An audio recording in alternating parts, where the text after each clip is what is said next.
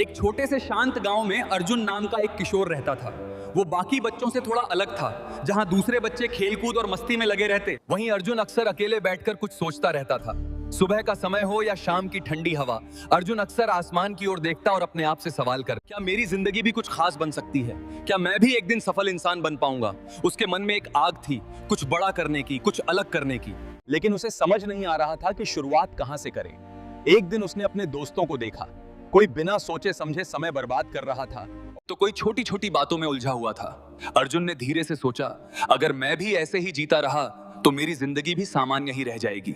उस दिन उसके अंदर एक मजबूत फैसला पैदा हुआ, मुझे कुछ अलग करना है, मुझे सही रास्ता खोजना है। अब अर्जुन ने हर जगह ज्ञान ढूंढना शुरू कर दिया। वो गांव के बुजुर्गों के पास बैठता, उनकी बातें ध्यान से सुनता। कभी कोई उसे मेहनत की बात बताता तो कोई समय की कीमत समझाता। वो किताबें पढ़ने लगा, छोटी छोटी बातों को समझने लगा, लेकिन फिर भी उसके मन में एक खालीपन था। मैं बहुत कुछ सुन रहा हूं, बहुत कुछ सीख रहा हूं, लेकिन फिर भी मुझे वो सच्चा जवाब क्यों नहीं मिल रहा? धीरे धीरे उसकी बेचैनी बढ़ने लगी। अब वो सिर्फ ज्ञान नहीं, सही ज्ञान चाहता था। तभी एक दिन उसे गांव के बाहर रहने वाले एक ज्ञानी संत के बारे में पता चला। लोग कहते थे वो संत सिर्फ ज्ञान नहीं देते, जीवन बदल देते हैं। अर्जुन के दिल में उम्मीद की एक नई किरण जगी।